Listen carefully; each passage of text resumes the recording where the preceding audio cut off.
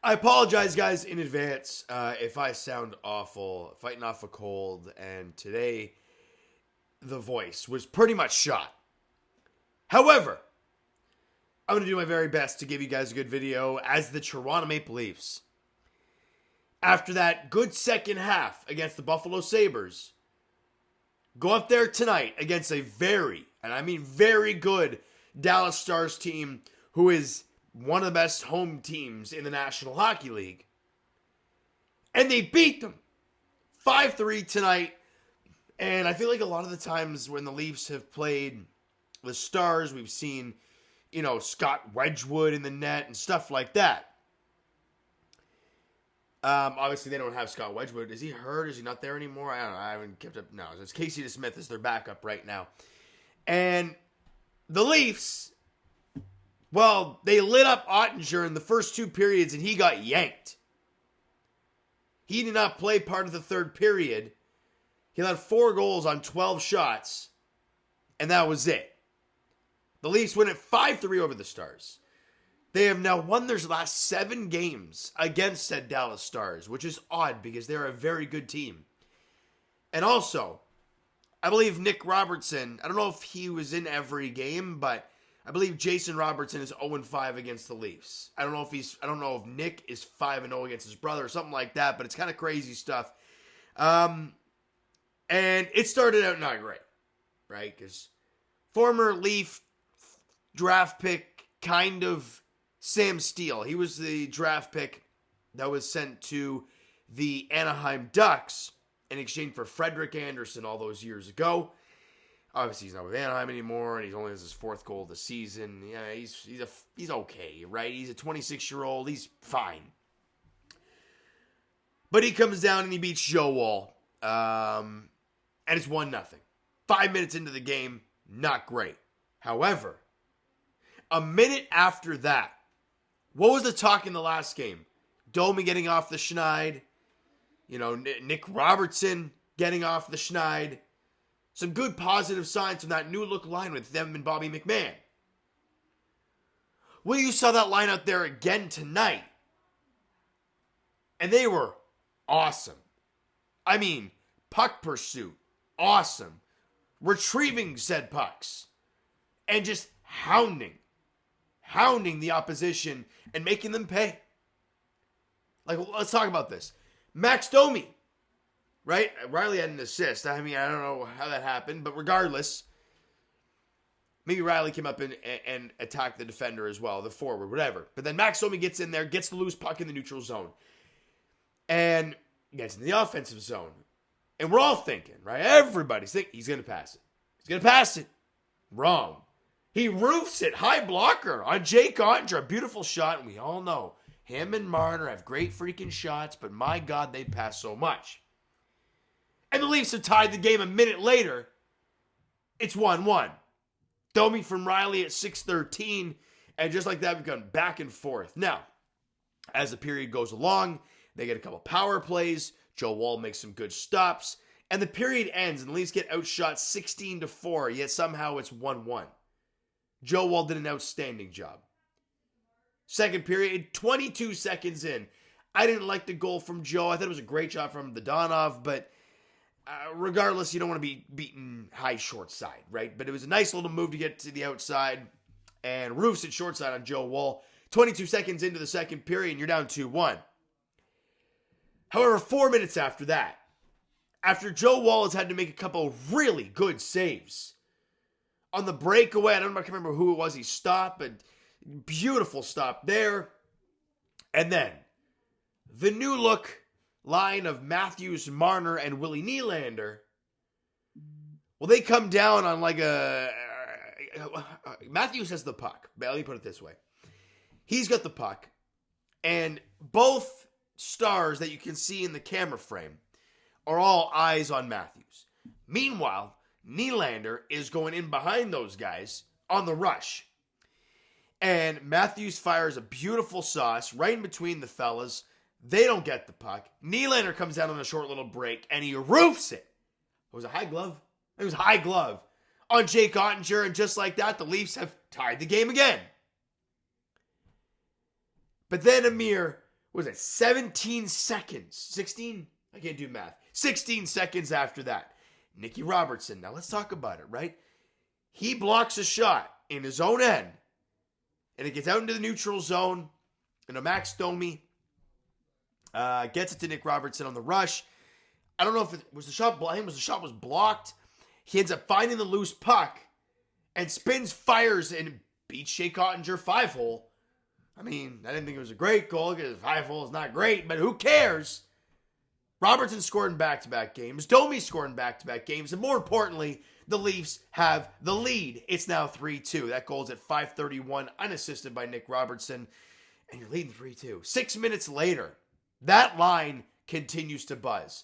You watch the whole highlight pack. They did it after the game on the post-game show, where Bobby McMahon goes in there, forecheck hard, nice hit. Doesn't get the puck, but, the forecheck was good.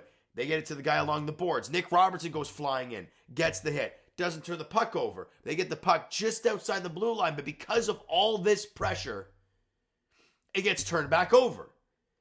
And I believe Nick Robertson has the puck. A little backhand pass to Bobby McMahon, and Bobby McMahon has some sort of shot. I don't get it. Low glove. Rips it on the rush past Jake Ottinger, and the Leafs now lead at 4-2. That line has, each one of them has scored. You got 3 goals from the fellas. You got 1 from that new look top line.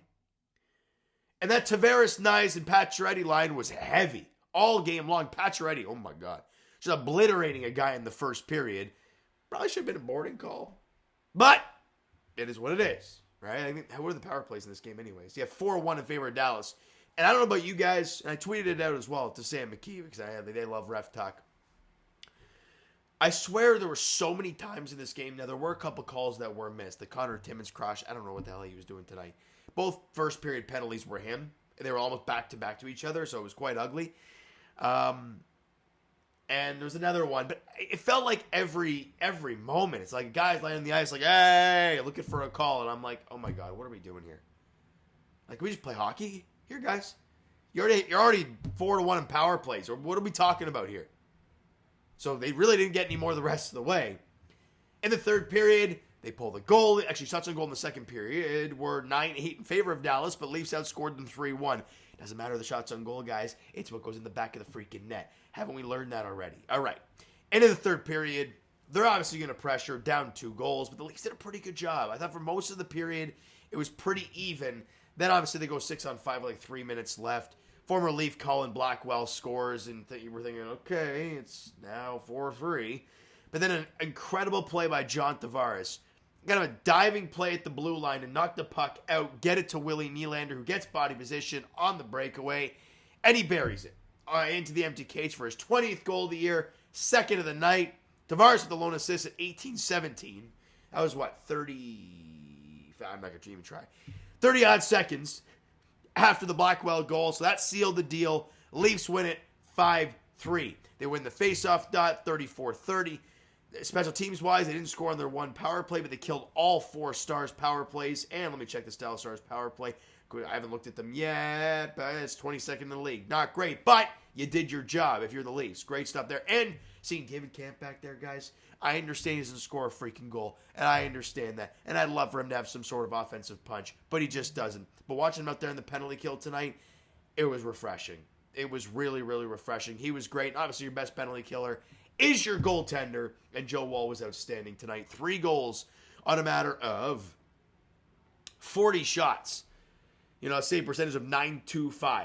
He was awesome tonight. He was one of the main reasons this team was in the game early, which they still got to clean that up. But he just allowed them to hang around. And then the burst of goals in the second period, you got the lead, and he continued to stay really sharp.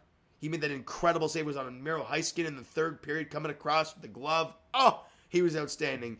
I love myself some Joe Woll. Beautiful. Just stay healthy, kid. That's all I ask. It seems difficult with this goalie tandem, but because half of it's gone already. But yeah, Joe, just keep playing, bud. Fingers crossed. That's all we can do. All right, and shots on goal in the third period, like I mentioned, 14-7 in favor of Dallas. 39. Did they take 1 shot away? Ah, they did. What a bunch of losers. 39 shots on goal for the Stars. 39-19. Yeah, quite lopsided. But who cares? You won the hockey game. You hit the Stars 25-9.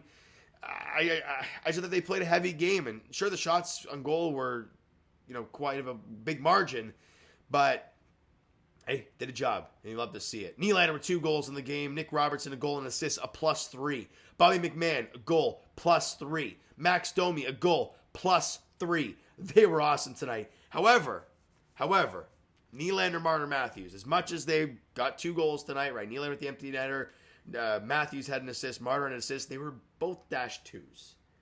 So something to keep an eye on moving forward with that top line.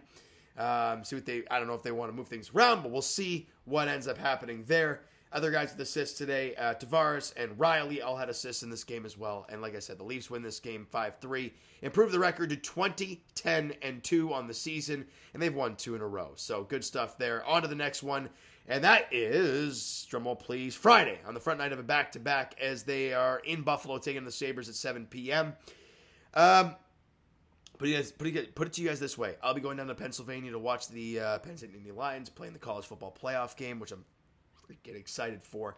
So this video, or that Friday night Sabres video, will be uploaded down in Pennsylvania. Just wanted to let you guys know that. All right, and same with Saturday as well. All right, so you know what, guys? That is going to do it for this one. If you enjoyed the video and the dub tonight, hit that like button. Do appreciate it. Hit that subscribe button. You guys not done so already.